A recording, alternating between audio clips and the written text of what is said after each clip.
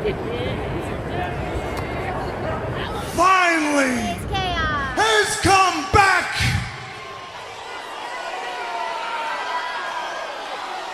Home.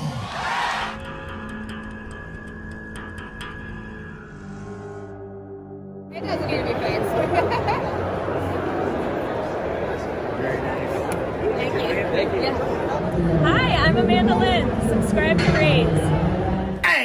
And welcome back, everybody. My name is Raze Chaos. You've made it back to my channel, and yes, as you can see, Raze is back. It took a while. It took a little bit of a while, but had to change a lot of stuff up, and still settling into this place. So yeah, you're gonna see some changes, probably video to video, as I continue to work on things and make sure they get set up correctly and get them set up the way I want them. But I couldn't let you wait too much longer. So this guy, we can keep waiting longer because I'm going to go ahead and put you away so I can talk to these people. Haven't seen them in a while. Yeah, but they don't want to see you. They really don't. Don't give me that. No, take off. So, I guess you could say Raze being gone as long as he was for like a month. You're trying to sort things out. It was really kind of a joke. So it's only completely fitting that Raze comes back with the Punchline. Oh yeah, we have got Punchline from DC Comics. Of course, we're coming back with the DC comic character. This is Punchline, who is essentially been labeled as the new Harley Quinn, but that is not an accurate portrayal of her or an accurate description of her by any means. Ray's gonna be honest, he didn't really know much about this character when he got the pop, but then he managed to pick this bad boy up, the Punchline, the trial of Alexis K, and very informative. Yes. Her origins are a little bit strange, as she doesn't really have any cataclysmic event. This is a woman who idolizes the Joker. She feels like she understands the message that he's trying to portray. They do hint at a romance, but she isn't the love-struck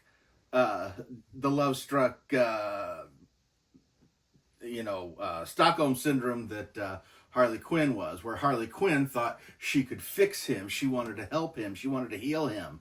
That was what eventually led to her being stuck in the Joker's clasp for as long as she was. In this case, Punchline is just like, oh, heck no, you do your thing. She knows he's evil. And she's quite deadly herself. She actually figures out and creates her own version of the Joker venom, and actually experiments on it with homeless people. She basically, uses that to... essentially she's cold-blooded, and she's completely... the one thing she's not is crazy. And that's the scariest part. She is not crazy. She just doesn't see... she sees the Joker as an artist, and she's wanting to emulate him. So in a lot of ways, she's a lot more dangerous, and she's a lot more terrifying.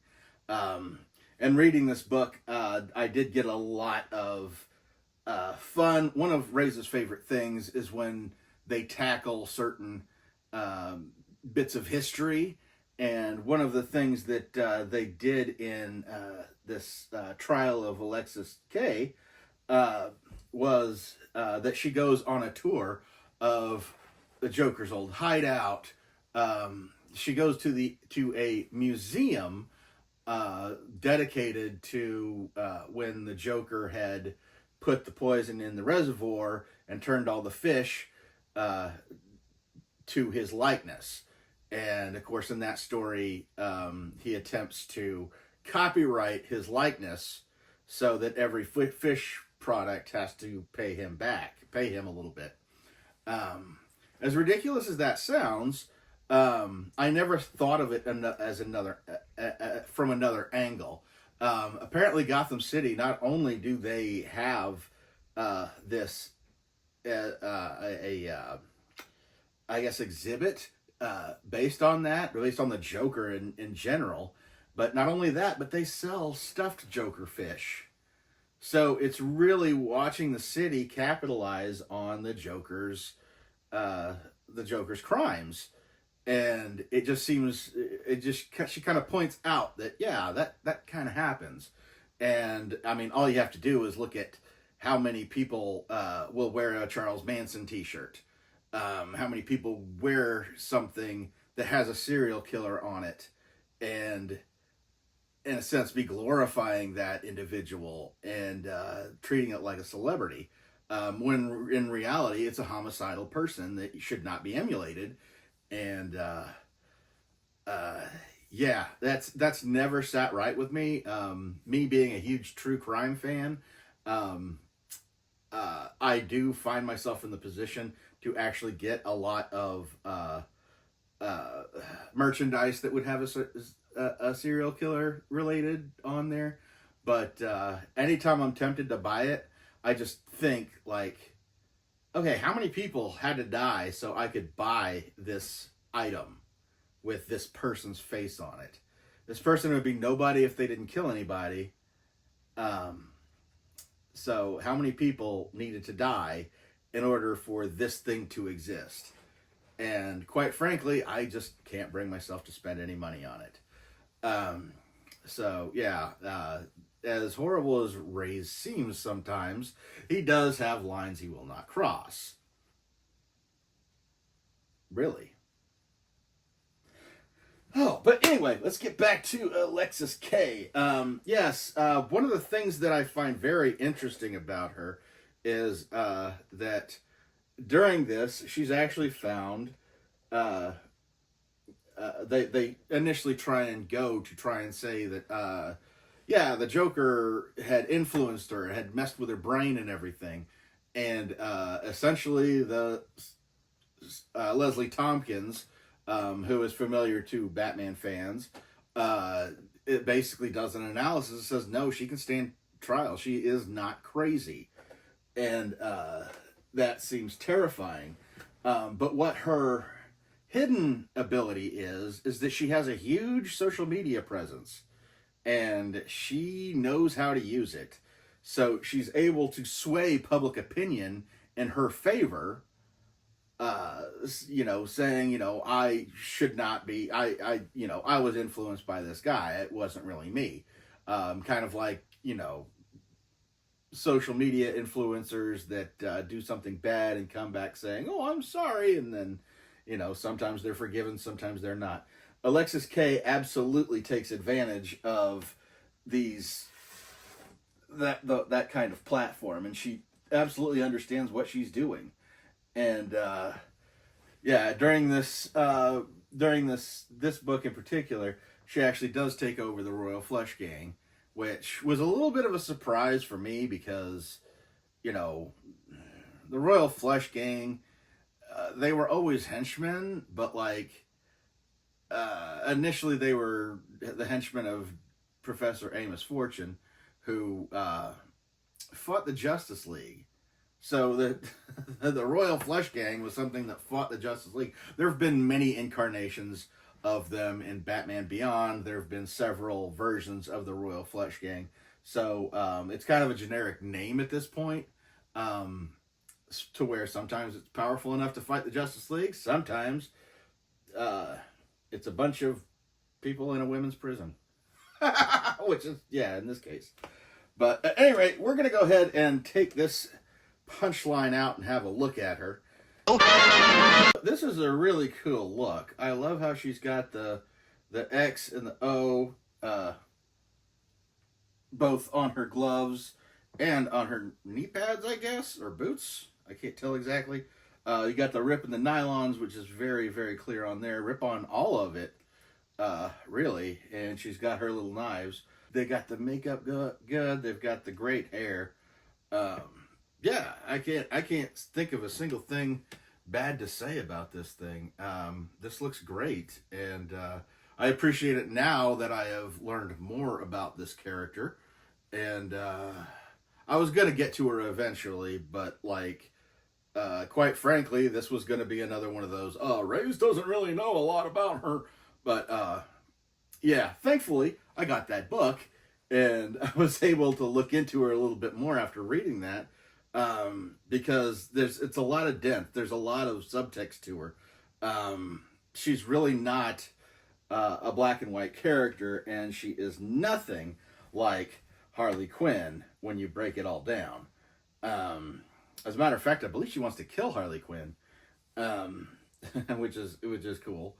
And she's actually fought Harley Quinn, which they have updated Harley Quinn to the extent that she has like more agility than a normal person. She can jump higher, that kind of thing. Punchline has no powers, and she's just as dangerous. And she's seen fighting with superpowered beings at times, and basically beating them. And where she got that kind of training, nobody knows. But yeah, she's, for as much as we know about her, there's still a lot we don't know about her.